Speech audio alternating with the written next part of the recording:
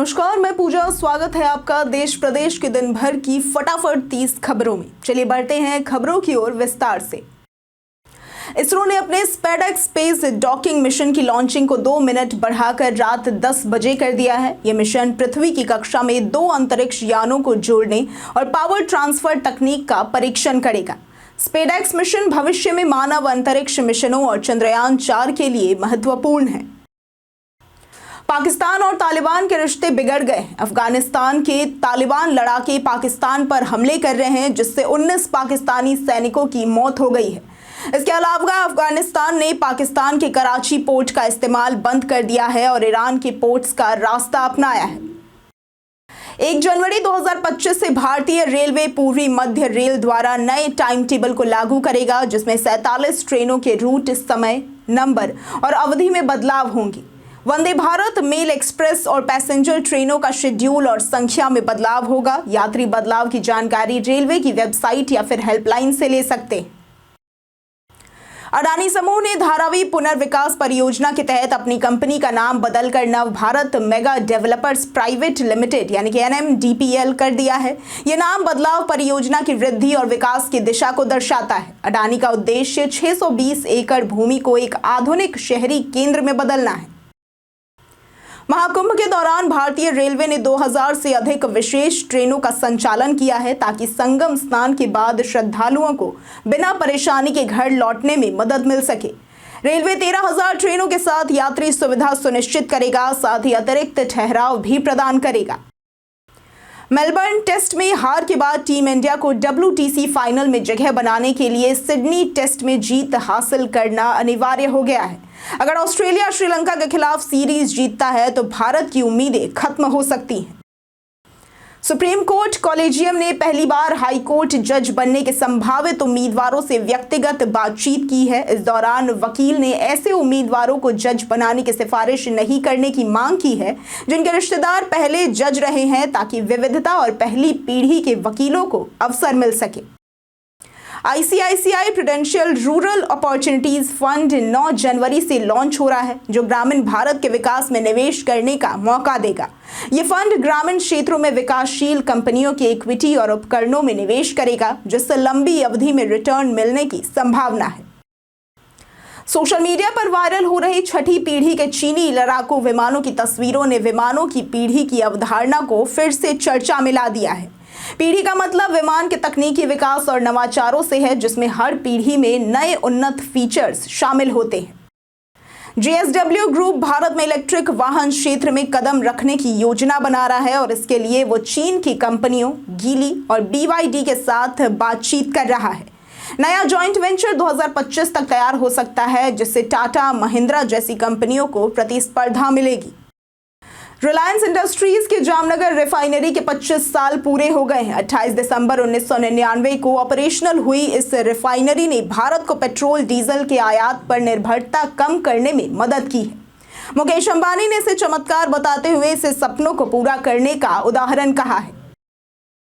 चीन ने CR450 EMU नामक बुलेट ट्रेन लॉन्च की है, जो 450 किलोमीटर प्रति घंटे की स्पीड से दौड़ेगी। यह ट्रेन CR400 से तेज है और यात्रा समय को कम करेगी। चीन का हाई स्पीड रेलवे नेटवर्क अब 46,000 किलोमीटर तक फैल चुका है, जो कि वैश्विक मानक को सेट करता है। 2025 के लिए NSE ने 14 कारोबारी अवकाश की सूची जारी की है, जिसमें महाशिवरात्रि, होली, ईद और दिवाली जैसे प्रमुख दिन शामिल हैं। जनवरी को शेयर बाजार खुलेगा। सरकार ने भी सार्वजनिक और वैकल्पिक अवकाशों की सूची जारी की है, जिसमें गणतंत्र दिवस, स्वतंत्रता दिवस और क्रिसमस शामिल है। उत्तर भारत में ठंड और घने कोहरे का कहर जारी है। दिल्ली, पंजाब, हरियाणा, उत्तर प्रदेश और राजस्थान में शीतलहर और कोहरे के कारण तापमान में गिरावट आई है, तो वहीं जम्मू कश्मीर और उत्तराखंड में बर्फबारी भी जारी है, जबकि बिहार में बारिश की संभावना है। महिंद्रा बोलेरो की कीमत 9.79 लाख रुपए से शुरू होती है। इस गाड़ी को EMI पर खरीदने के लिए बैंक से लोन लिया जा सकता है। 9% ब्याज दर पर 4 साल के लिए EMI 25,206 रुपए से शुरू होगी और लोन की अवधि बढ़ाने पर EMI कम भी हो सकती है। रिजर्व बैंक की रिपोर्ट में कहा गया है कि प्राइवेट और छोटे बैंकों में कर्मचारियों की नौकरी छोड़ने की दर 25% बढ़ी है, जिससे ग्राहक सेवाओं में समस्याएं आ रही है। इसके साथ ही गोल्ड लोन नीतियों की समीक्षा करने की सलाह भी दी गई है। इजरायल में फिलिस्तीनी श्रमिकों की कमी के बाद भारतीय श्रमिकों ने निर्माण क्षेत्र में प्रवेश करना शुरू कर दिया है। इजरायल में भारतीय श्रमिकों की संख्या बढ़ाने की योजना के तहत हजारों श्रमिकों को लाने की तैयारी है, जिससे निर्माण कार्य में सुस्ती कम हो सके। ब्रोकरेज फर्म शेयर खान ने HDFC बैंक के शेयर पर बाय रेटिंग जारी की है और 2025 तक इसके 2000 रुपए पार करने का अनुमान जताया है। फर्म ने लक्ष्य मूल्य 2100 रुपए तक बढ़ा दिया है, जो कि 16% की बढ़ोतरी को दर्शाता है। सोनाक्षी सिन्हा ने सोशल मीडिया पर एक वीडियो शेयर किया है, जिसमें उनकी वेकेशन पर जहीर ने उन्हें सोते हुए देखा और अचानक चिल्ला दिया। इससे परेशान होकर सोनाक्षी ने मजाक करते हुए जहीर को मारा और लिखा, जब से इससे मिली हूं मेरी तो नींद ही उड़ गई है। अमेरिका के 39वें राष्ट्रपति जिमी कार्टर का 100 साल की उम्र में निधन हो गया है। वे अमेरिका के सबसे लंबे समय तक जीवित रहने वाले राष्ट्रपति थे। भारत में हरियाणा का एक गांव कार्टरपुरी उनके सम्मान में नामित है। उनकी पत्नी का 2023 में निधन हुआ था। 30 दिसंबर की रात को काला चांद यानी कि ब्लैक मून का दुर्लभ नजारा देखने को मिलेगा, जो इस महीने का दूसरा नया चांद है। इस रात आसमान साफ और गहरा काला रहेगा, जो सितारों और ग्रहों को देखने के शौकीनों के लिए खास अवसर होगा। श्वेता तिवारी इन दिनों अपने बेटे के साथ सिंगापुर में छुट्टियां मना रही है। उन्होंने सोशल मीडिया पर वेकेशन की तस्वीरें और वीडियो शेयर की हैं, जिनमें वो मस्ती करती हुई नजर आई है। इसके अलावा उन्होंने हाल ही में अपनी चिकनकारी कुर्ती में तस्वीरें भी पोस्ट की थी। मोहम्मद रेजा शादलोई के शानदार प्रदर्शन के दम पर हरियाणा स्टीलर्स ने प्रो कबड्डी लीग सीजन 11 का खिताब जीता। फाइनल में उन्होंने पटना पायरेट्स को 32-23 से हराया है। यह हरियाणा का पहला खिताब था, जबकि पटना का चौथा चैंपियन बनने का सपना टूट गया। उत्तर प्रदेश के पुलिस महानिदेशक प्रशांत कुमार ने नए साल के आयोजन के लिए सुरक्षा व्यवस्था मजबूत करने के निर्देश दिए हैं। हॉटस्पॉट पर निगरानी, महिला सुरक्षा, ब्रेथ एनालाइजर चेकिंग और सोशल मीडिया पर कड़ी नजर रखने का आदेश दिया गया है, ताकि कोई भी अप्रिय घटना ना घटे। ज्योति CNC ऑटोमेशन के शेयरों में पिछले एक साल में 300% से ज्यादा तेजी आई है। ब्रोकरेज फर्म इक्विरस ने कंपनी के शेयरों का 1450 रुपए का टारगेट दिया है। कंपनी का IPO जनवरी 2024 में 40 गुना सब्सक्राइब हुआ था। उद्योग जगत ने वित्त मंत्री से इनकम टैक्स रेट्स में कटौती की मांग की है, खासकर व्यक्तिगत आयकर स्लैब में, जो कॉर्पोरेट टैक्स से अधिक है। PhD चैम्बर ने सिक्योरिटीज ट्रांजैक्शन टैक्स यानी कि STT को खत्म करने की सिफारिश की है, जिससे निवेशकों को राहत मिलेगी और बाजार को प्रोत्साहन मिलेगा।